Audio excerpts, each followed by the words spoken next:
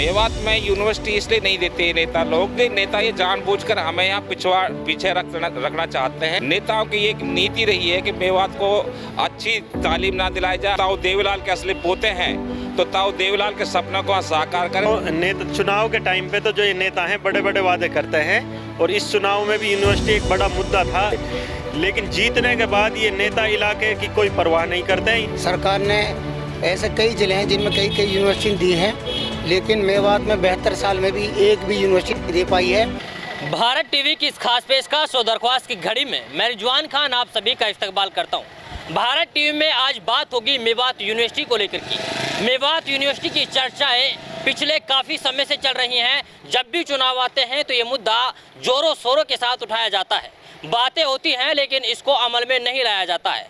लेकिन अब मेवात की यूथ, मेवात के नौजवान चाहते हैं कि भाई मेवात को यूनिवर्सिटी से नवाजा जाए, क्योंकि डिप्टी सीएम दुष्यंत चौटाला साहब 22 तारीख को मेवात में पधार रहे हैं। उससे पहले दुष्यंत चौटाला को इस बात को लेकर संज्ञान लेना होगा कि मेवात को यूनिवर्सिटी चाहिए तो चाहिए, क्योंकि मेवात हर बार शिक्षा के क्षेत्र में पिछड़े हुए इलाकों में शुमार किया जाता है और मेवात के जो बच्चे हैं वो मेवात छोड़ करके बाहर जाते हैं, चाहे राजस्थान की बातें करें या फिर दिल्ली की बातें करें, क्योंकि यहाँ पर यूनिवर्सिटी न होने के चलते यहाँ से बच्चों को दूर जाना पड़ता है।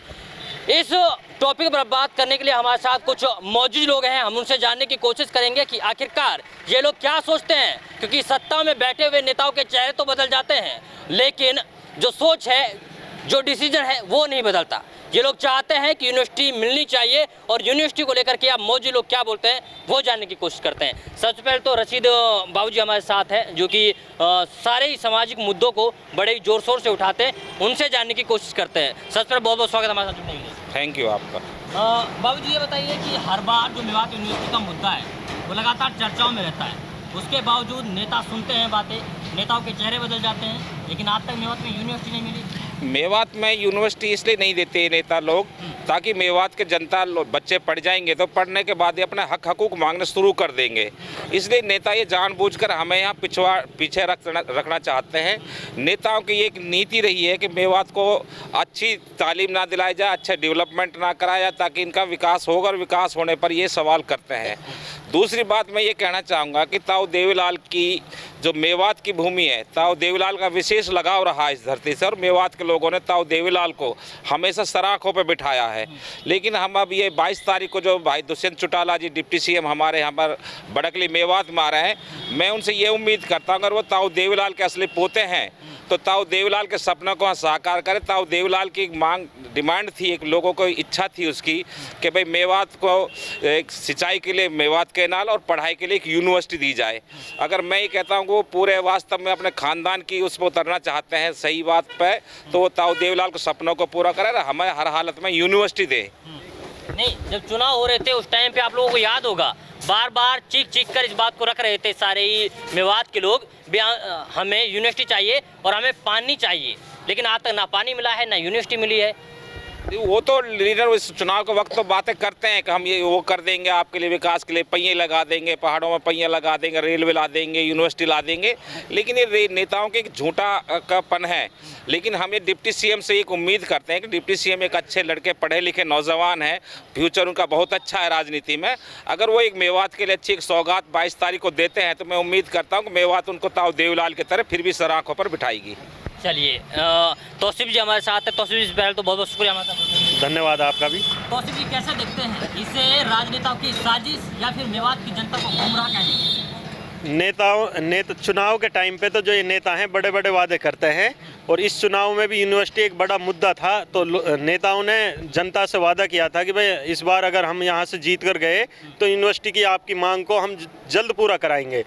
लेकिन जीतने के बाद ये नेता इलाके की कोई परवाह नहीं करते हैं। यूनिवर्सिटी से इन्होंने आज तक कोई अच्छे स्तर पर मांग नहीं की है।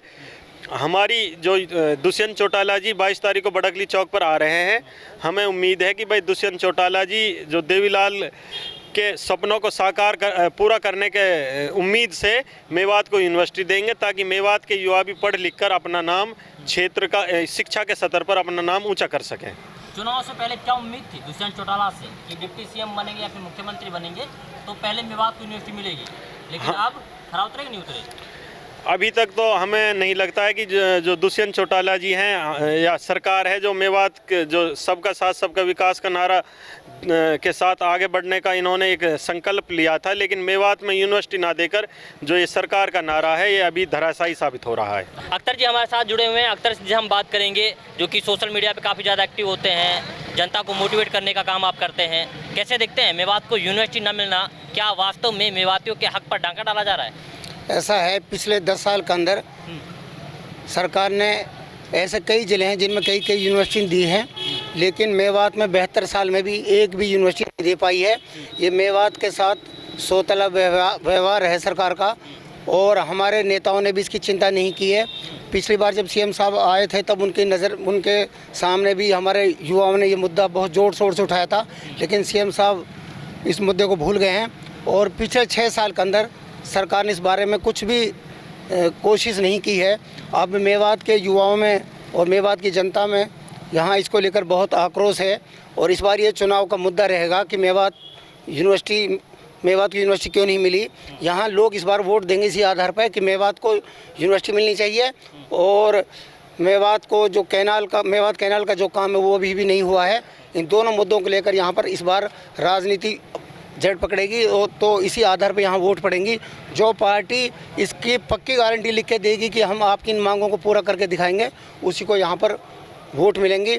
और हमारे यहाँ इस बारे में सारे युवा सारे जो यहाँ के लोग हैं वो बहुत सक्रिय हो चुके हैं। अब यूनिवर्सिटी लेकर ही रहेंगे, ये हमारे इलाके की मांग है। चलिए यूनिवर्सिटी लेकर। हाँ जी, क्या नाम है? नौजवान हैं आप? राशिद जी। मोहम्मद राशिद जी। मोहम्मद राशिद जी नौजवान है, नौजवान होने के नाते कैसे देखते हैं मेवात की यूनिवर्सिटी ना मिलना क्या दर्शाता है?